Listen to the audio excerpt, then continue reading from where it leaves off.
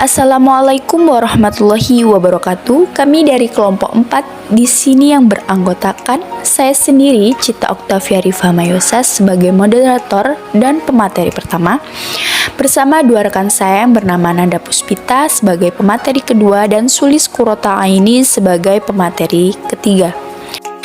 Di sini kami akan memaparkan materi mengenai komunikasi bisnis, revisi pesan bisnis. Langsung saja, materi yang pertama yaitu keterampilan merevisi. Menulis pesan-pesan bisnis sangatlah berbeda dan tidaklah semudah menulis pesan-pesan yang bersifat pribadi. Dalam menulis surat-surat bisnis yang baik diperlukan proses pemikiran, tenaga, dan waktu yang cukup. Akan berbahaya apabila penyampaian pesan-pesan bisnis cenderung dilakukan secara asal-asalan atau ceroboh, baik dalam sisi substansi, isi pesan maupun format penulisan. Sebagaimana telah disampaikan sebelumnya, pesan-pesan bisnis mencakup pesan-pesan bisnis tertulis dan pesan-pesan bisnis yang disampaikan secara lisan. Dalam pesan-pesan bisnis tertulis ada yang pertama mengedit isi, pengorganisasian, dan gaya penulisan. Pada fase awal pengeditan, perlu perhatian secara seksama terutama pada pesan-pesan awal dan akhir karena pesan-pesan tersebut mempunyai pengaruh besar terhadap audiens. Kita harus perhatikan bahwa pembukaan surat atau memo haruslah relevan, menarik, dan memberikan reaksi pada pembacanya. Untuk pesan-pesan yang lebih panjang, beberapa paragraf pertama mencakup subjek, maksud, dan organisasi bahan. Pesan-pesan bisnis tertulis yang kedua yaitu mengedit mekanik atau teknik penulisan. Setelah melakukan pengeditan isi, pengorganisasian, dan gaya penulisannya, langkah berikutnya adalah melakukan pengeditan dari sudut mekanik atau teknik penulisan suatu pesan-pesan bisnis yang mencakup: pertama, susunan kalimat yang digunakan apakah sudah sesuai dengan kaidah kebahasaan yang ada sehingga mudah dipahami dengan baik. Yang kedua, penggunaan kapitalisasi secara tepat. Yang ketiga, penulisan tanda baca secara benar.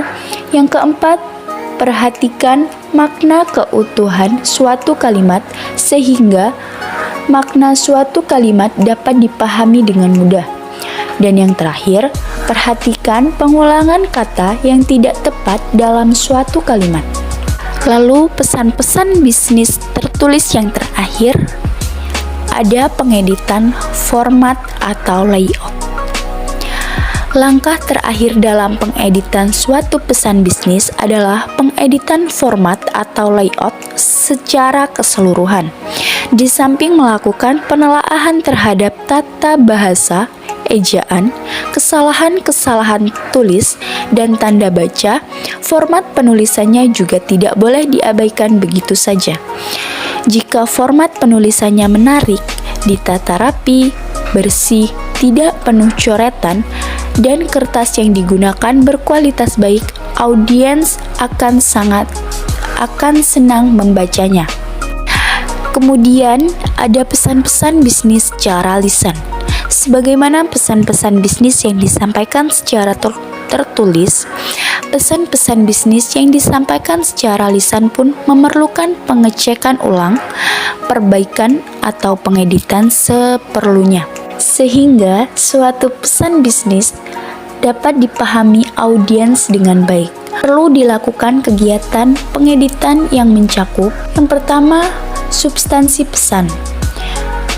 Substansi pesan itu mengedit substansi pesan yang akan disampaikan kepada audiens.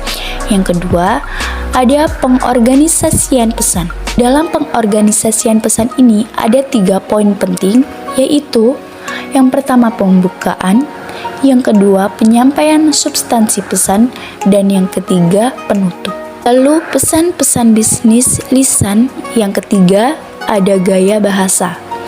Dalam Gaya bahasa yang digunakan dalam penyajian pesan-pesan bisnis secara lisan lebih menarik dan dinamis daripada yang berbentuk tertulis karena secara penyampaiannya yang lebih santai, luas, dan tidak monoton.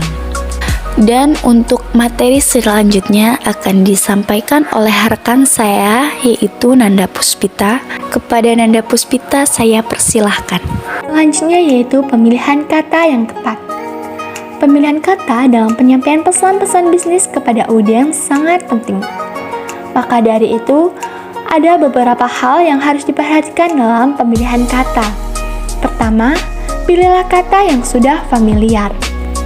Karena pemahaman yang baik terhadap audiens akan memberikan pengaruh yang baik bagi proses penyampaian pesan-pesan bisnis. 2. Pilihlah kata yang singkat. Kata-kata yang singkat selain efisien, juga mudah dipahami oleh audiens.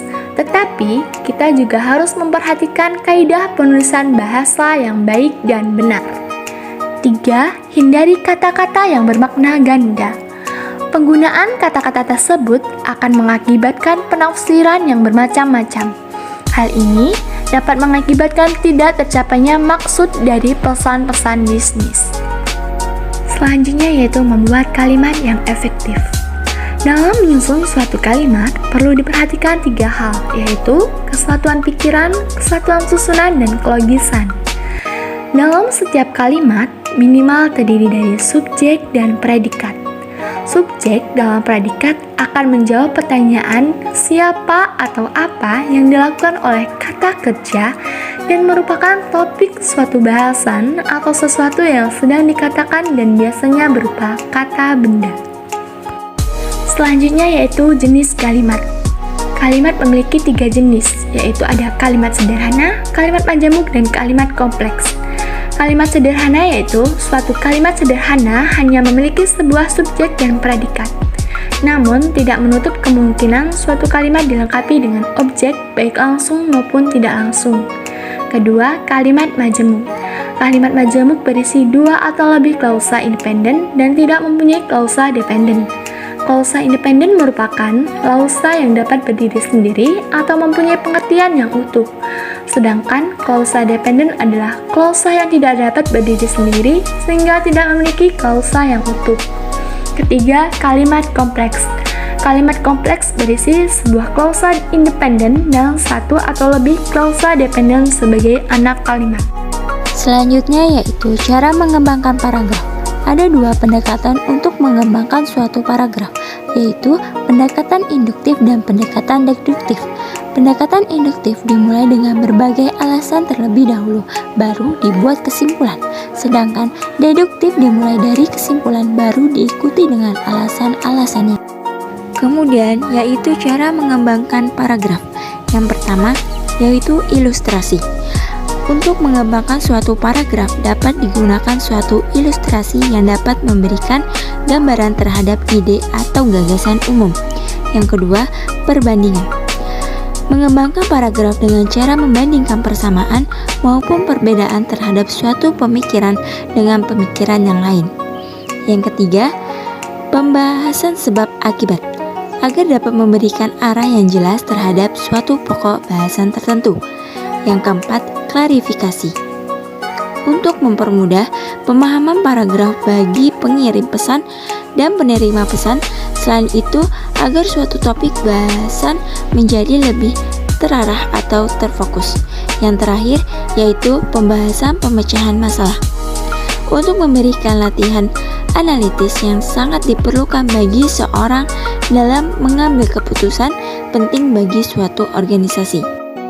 Paragraf hendaknya jangan terlalu singkat, namun juga jangan terlalu panjang.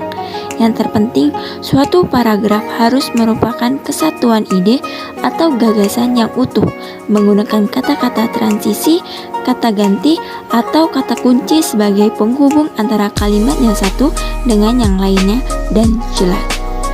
Sekian pemaparan dari kelompok 4. Mohon maaf jika ada kesalahan kata. Kami akhiri, wabillahi taufiq wal hidayah. Wassalamualaikum warahmatullahi wabarakatuh.